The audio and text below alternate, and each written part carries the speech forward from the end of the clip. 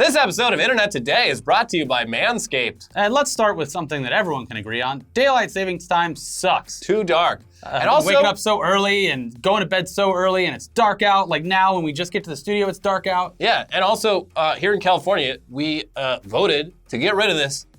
Yeah, and the state has let us down in one of many such ways as of late. They're burning us. They're burning down where we live, where we breathe, and they won't even let us get an extra hour of sunshine in the wintertime. Yeah.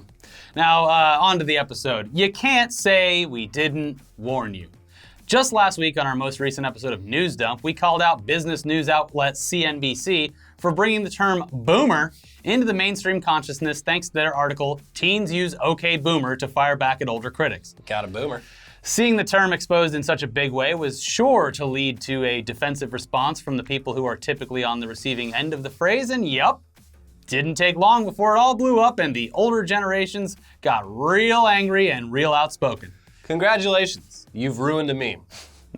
Yeah, just days after the CNBC article went live, response articles to the trend started popping up online.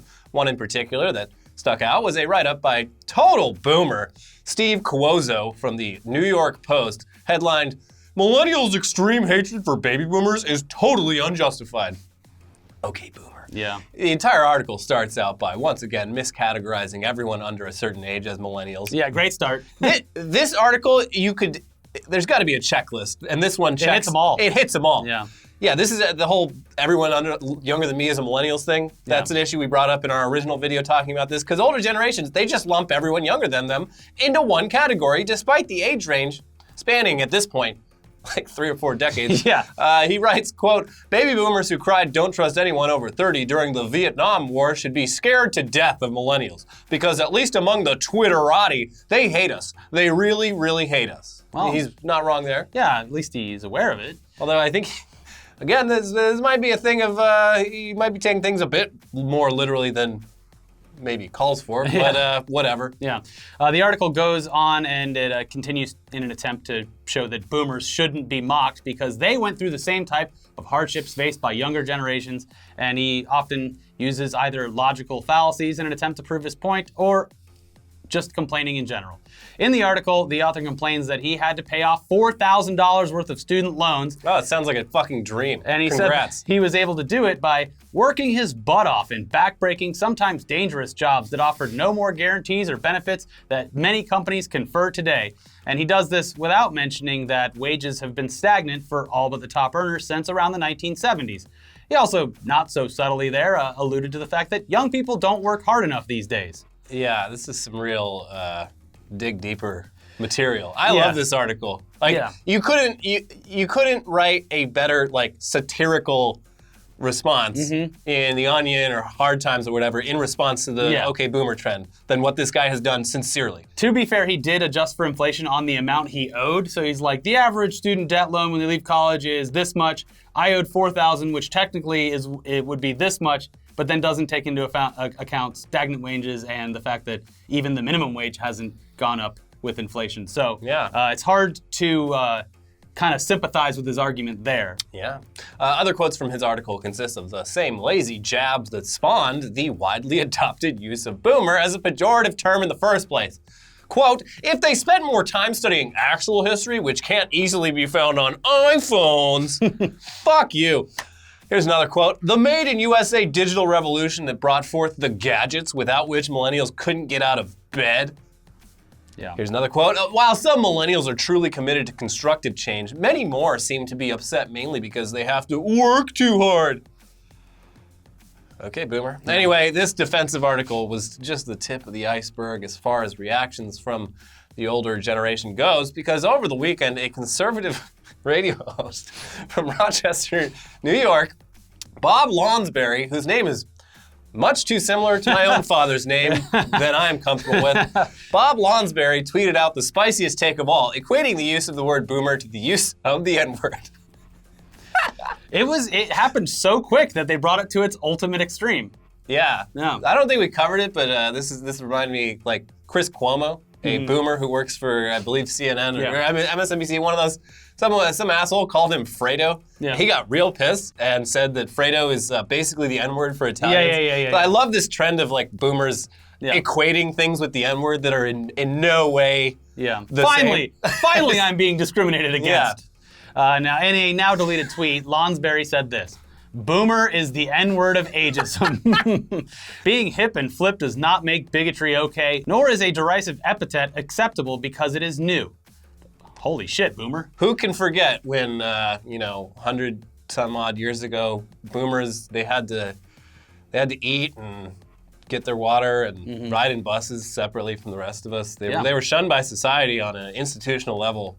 And this was after being freed as slaves. We enslaved boomers for hundreds of years. Yeah. So he's got a point. Boomer is basically the N-word. Now I'll admit, I am ageist. Everyone over a certain age should have their driver's license taken away. Listen, we're all a little bit ageist, aren't we? Behind closed doors, everyone's just a little bit ageist. The fucking woke police, they're going to pretend that they're not ageist, but we're all thinking it. This obviously prompted an endless supply of responses, mostly people shocked that he would compare calling the older generation an actual term that's been widely used for decades to a racial slur. With the best response to this tweet consisting of numerous users posting screenshots from John Mulaney's stand-up special, where he explains that when comparing the badness of two words and you can't say one of the words, that's the worst one. Thank you, John Mulaney. Yeah, Lonsberry should have just gone full force. I'm not scared to say it. There was also a response from dictionary.com. They said of the tweet, "Boomer is an informal noun referring to a person born during a baby boom, especially one born in the U.S. between 1946 and 1965. The N-word is one of the most offensive words in the English language." Okay, liberal dictionary. The dictionary does have a liberal bias. It does. Yeah. It would make more sense to compare the term boomer to the term millennial, because that is almost entirely what this is all about at its core. Yeah. Both terms exist as accurate words to describe very specific generations of people, but are now used to intentionally, often inaccurately, group up multiple generations of people in a derogatory way. People who are now complaining about being called boomers are the same people who have, for years, complained about younger generations using terms like millennials as a catch-all for lazy young people who complain all the time. How does it feel? And now that they're on the receiving end of a negative generalization, they're crying about it because, as we've seen time and time again, they can dish it out, but they cannot take it. Who are the real snowflakes? Yeah, this whole thing went from millennials call us boomers because we call them millennials to boomers aren't all bad, here's some reasons why, to how dare you call me a boomer, to boomer is the same thing as the N-word. All in record time. Yeah. It's the meme cycle is so fast nowadays. It's hard to keep up. Yeah, I mean, we'd be lying if we say we weren't impressed. I knew that this is exactly how it's going to play out. And it does make me a little bit sad to see, okay, boomer collapse upon itself this quickly. But also, I mean, I've been known to use the term over the last, few months. I think now I am going to retire my use of okay, boomer. And I'm going to give it back to the people who coined it in the first place. The Zoomers. Yes. Not the millennials. Not the millennials. I'm a millennial. Yeah. Giving it back to the Zoomers. They fought hard. They walked uphill both ways in the snow, posting about it. Yeah, working in the meme coal mines. Yeah, and I'm done appropriating their word from them. It's the Zoomers' word. So that's just me. We're giving it back. Yeah. Now, speaking of things turning into memes, Jeffrey Epstein didn't kill himself. I mean, we all know that, right? This is so fucking good. Obviously, the investigation into his death concluded that he'd hung himself, but hung himself real hard. It's hard to accept those results considering he was a high-profile target that could have potentially brought down a ton of rich and famous figures who were tied to him, and that he was able to kill himself while in a special housing unit of a federal correction facility. He was also on suicide watch in the days leading up to his death and then oddly removed from it. He also had a cellmate that was removed before his death. He was supposed to be checked on every 30 minutes by guards, both of whom that night conveniently fell asleep. He also had 2 cameras monitoring his cell at all times that malfunctioned, and was later found to have suffered broken bones in his neck that are consistent with homicide by strangulation, but also not entirely impossible in cases of suicide by hanging, just highly unlikely. Yeah, it's totally within the realm of possibility that Jeffrey Epstein just really, really, really wanted to make sure that he got the hanging right the first time. So he used all of his power and energy to just fucking throw his body enough that it would just shatter everything right here. Yeah. Beyond recognition. It's possible. Sure. Anyways, in the weeks that followed the death of old Jeffrey Ep, everything orbiting the case against him essentially vanished from the media. Weird. And we're sure that anyone with potential criminal ties to him, we're more than happy to have people lose interest in the case. Whew. But the circumstances of his death were not quickly forgotten by the internet, and recently, the phrase Epstein didn't kill himself has essentially become a meme online, with no shortage of posts displaying the phrase for people to see. Some of the many examples include someone trying to solve a Wheel of Fortune puzzle, a woman shocked by a home pregnancy test that declares Epstein didn't kill himself, infographics like this one that explains the Babirusa is a wild pig whose tusks can grow so long they curve backwards, ultimately impaling their skulls and accidentally killing them, unlike Jeffrey Epstein, who was killed on purpose. And even Target Christmas displays, the little being switched the around. stockings with the letter, being switched around. Yeah, it's and of course a professional dog trainer went on the news. Oh yeah, no, that's coming. Okay. But here's the thing. This is a very serious case with very serious implications, with very serious crimes. Yeah. It is quite humorous to see this everywhere online.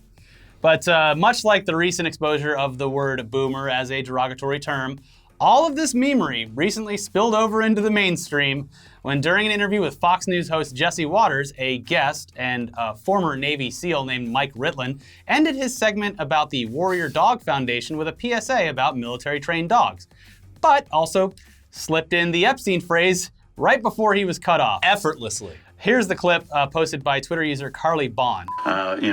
Fully trained and finished dog from a professional, or just don't get one at all. And Epstein didn't kill himself. Okay, thank you for that commentary. All right, Mike. Just Yeah. his fucking, his cadence, his tone of voice, smooth. Yes. After this was posted, it immediately went viral. It was covered extensively in the press and once again reminded people of the case against Epstein, including the bizarre, seemingly unbelievable circumstances surrounding his death. But that wasn't the only insane Epstein shit that has come out in just the past few days, because on Tuesday of this week, a video was leaked which showed ABC News anchor Amy Robach seemingly upset about the company not allowing her to report on Epstein years before his final arrest. Now, the video was leaked by Project Veritas, a right-wing activist group who's been known to edit or alter their evidence in an attempt to undermine their political rivals or just the press in general. The fact that they leaked it would cause almost anyone to at least question its authenticity, but the clip, first of all, it's uncut, and it was actually verified by ABC News and Amy Robach, who released a statement after it went viral. Yeah, in the video, Robach says she'd spoken directly with one of Epstein's accusers, but ABC wouldn't let her run with the story. Here's some quotes. I've had this interview with Virginia Roberts. We would not put it on the air. First of all, I was told, who's Jeffrey Epstein? No one knows who that is. This is a stupid story. Then the palace found out that we had her whole allegations about Prince Andrew and threatened us a million different ways. We were so afraid that we wouldn't be able to interview Kate and Will that also quashed the story. And then Alan Dershowitz was also implicated in it because of the planes. She told me everything. She had pictures. She had everything. She was in hiding for 12 years. We convinced her to come out. We convinced her to talk to us. It was unbelievable what we had.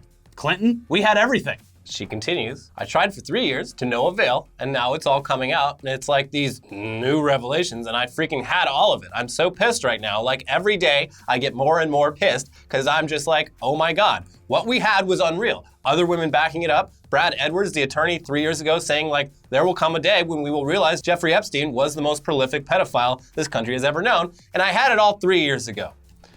And also in the extended version of the clip, she also says, so do I think he was killed? 100% yes, I do. Because do you want it? He made his whole living blackmailing people. Yep. So, holy shit, right?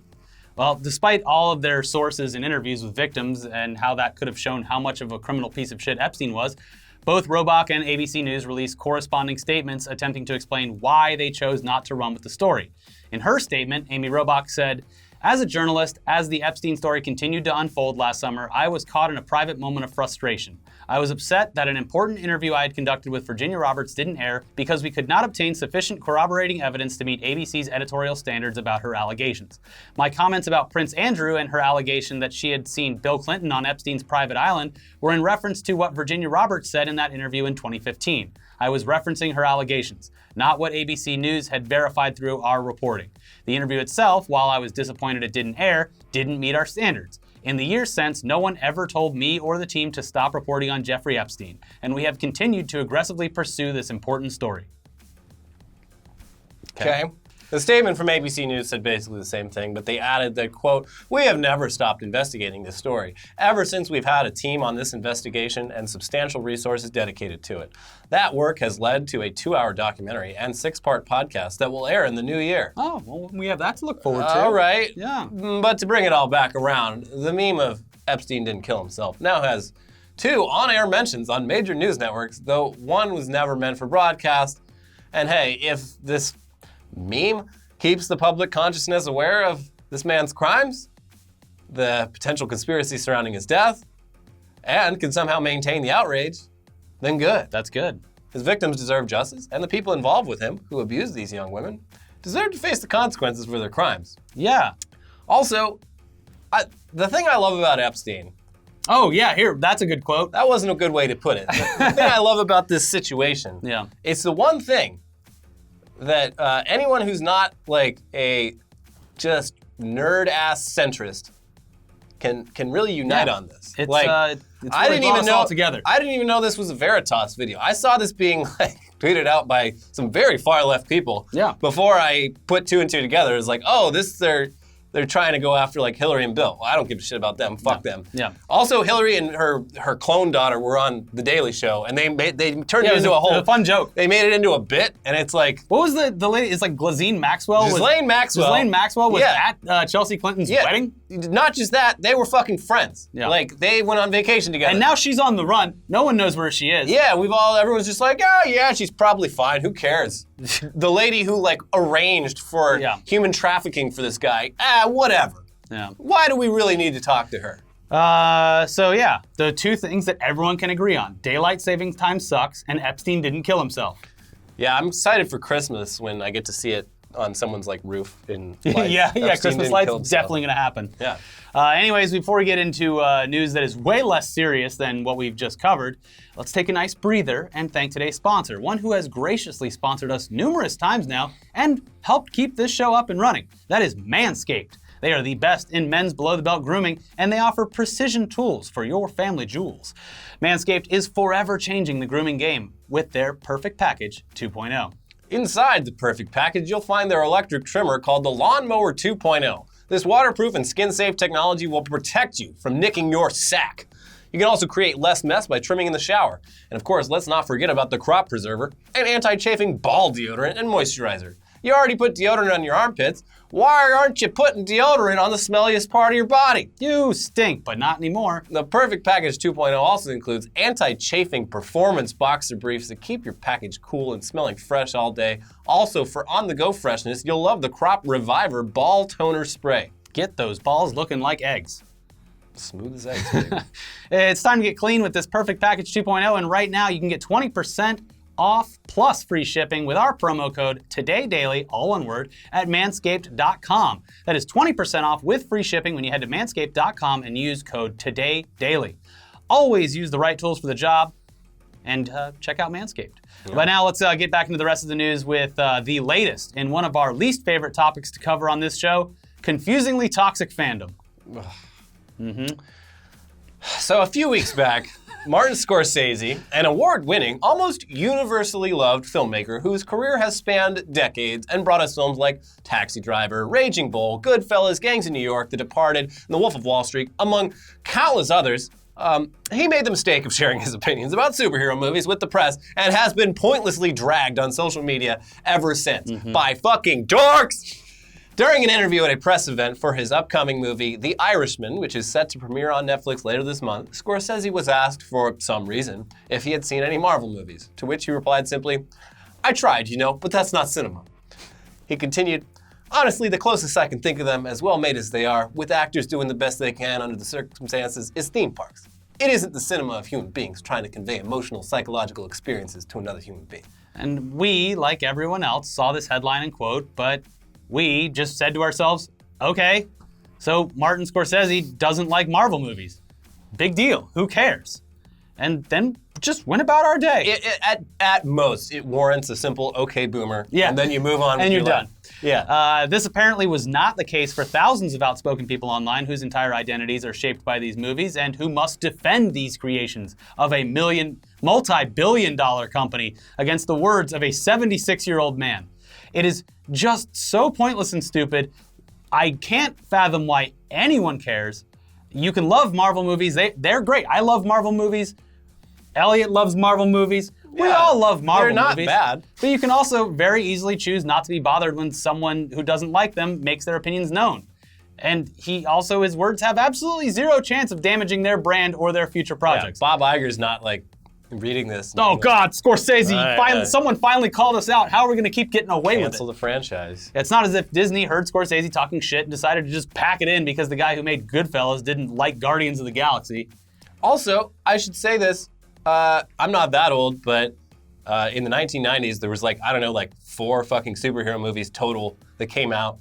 I was reading a lot of comic books, and I was like, wow, wouldn't it be cool if these were in movies? Wouldn't that be cool if there was any mainstream appeal to any of this? Yeah. But there wasn't. And now there is. And it's very cool. And if you're into that kind of stuff, you're very lucky. Yeah. This is the best time ever to be alive if you're into comic books, superheroes, that kind of thing. You have it very good. No. Scorsese is going to single-handedly drag this entire industry down At this point, because it upsets him so much. I kind of wish he would. He spends countless nights awake in bed, plotting, scheming how he can bring down the superhero movie industry. That's the thing too. Is like, even like the way, like the original quote, not even that long, very simple. It's just Yeah. like, I don't know, it's not really my thing. Yeah. Who cares? And people lost their goddamn Yeah, it's minds. true. And yeah, so this is the internet. So Scorsese's name has just been consistently dragged by outspoken Marvel fans online for his statements since the day they were published. Joke's on you though, he doesn't use the internet at all. He can't hear you. Yeah. And as a result, he's now released an article of his own in an attempt to explain to people exactly what he meant, even though the people who were angered by his initial comments either A, aren't going to fucking listen, or B, will now feel reinvigorated by this follow-up and continue to wage a war that does not matter instead of naturally losing interest in the topic, as is tradition on the internet. Also, I'm convinced that because of the viral nature of this discourse, both he and Netflix are probably aware that keeping his name trending, regardless of the reason, will be great free marketing for The Irishman. that is abso-fucking-lutely. I'm sure Netflix came to him, they're like, hey, Marty, remember that thing you said about superheroes a few weeks ago? No? No. No. Wait, what did I say? Okay, so I was sitting in a room for 12 hours. So get this. Yeah. Do you know what Twitter is? No. Okay, well, people on there are very mad at you about what you said about their superheroes. So what if you sat down? I mean, we can write most of it. You can just punch it up. But, write an article really keeping the flames burning, because we got a movie coming out very soon. Yeah. It's like 3.5 hours long. It's featuring CGI Robert De Niro as 20 years old. We spent a lot of money on this goddamn movie, and we want ROI. So can you keep the anger hype moving? Yeah, He's as like, long yeah, as your okay, name whatever. is trending, the movie will be as well. And look, there's certainly at least some percentage of people out there who might not have watched The Irishman before, but might now because they already pay for Netflix and might think, oh, this is the movie from the guy who talks shit about Marvel? Well, let's just see how good he thinks his movies are. Yeah, because being a fan of something means taking time away from the thing you like to hate watch something else. Spend a bunch of time complaining about the thing you don't like. Yeah, and regardless of if that actually happens, which I'm sure that it will, regardless of what they end up thinking about the movie, that still counts as a watch for Netflix. So, Yeah. as we've said before, if you hate watch or hate listen to something, They've already won. the data doesn't care. Yeah. Anyway, Scorsese's article in the New York Times is very long and worth the read. Link down in the description. But here are a few excerpts to help sum the whole thing up. Some people seem to have seized on the last part of my answer as insulting, or as evidence of hatred for Marvel on my part. If anyone's intent on characterizing my words in that light, there's nothing I can do to stand in the way. Many franchise films are made by people of considerable talent and artistry. You can see it on the screen. The fact that the films themselves don't interest me is a matter of personal taste and temperament. I know that if I were younger, if I'd come of age at a later time, I might have been excited by these pictures and maybe even wanted to make one myself.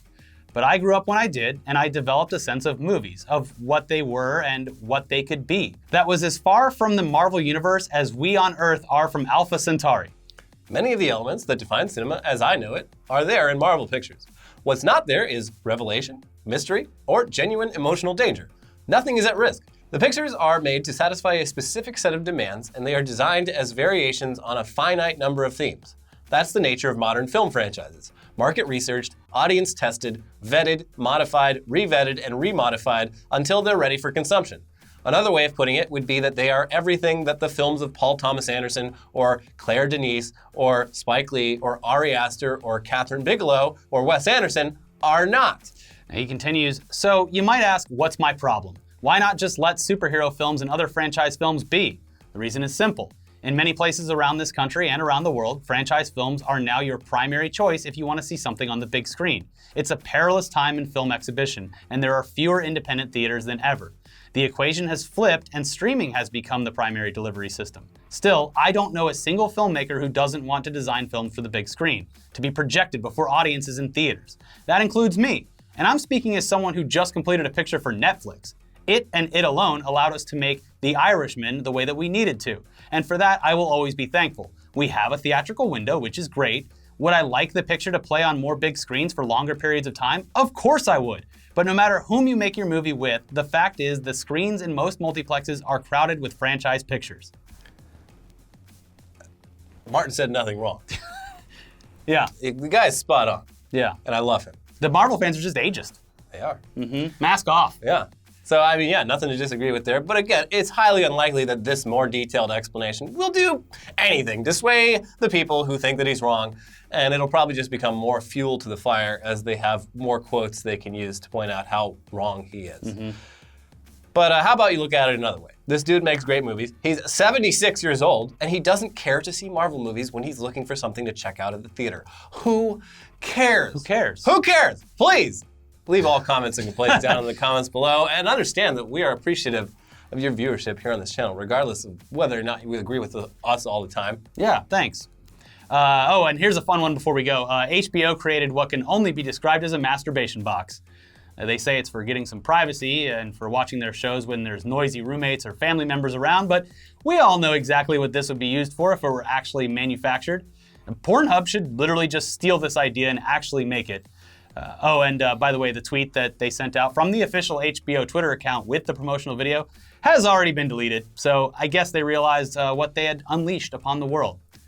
So, oh well, I guess it's not going to come to fruition. But also, we should bring up, I forgot to add it in here, but me and Elliot had just a lovely back and forth last week going over all of the blatant product placement in Death Stranding. Yeah, I'm probably not a game I'm going to play, if I'm going to be brutally honest. It's been very divisive. Some people love it. Some people are just like, I mean, I guess it's art. But yeah, I don't know. After seeing like all the fucking Monster Energy cans and like AMC TV advertisements, I'm just like, I don't need to play I this. was so confused by that because, my response in there, and I've asked friends since that have played the game, is the character in the game aware that he's also the lead on a show that exists somewhere in the world or had at some point? And I guess that never comes up. So Yeah, it doesn't.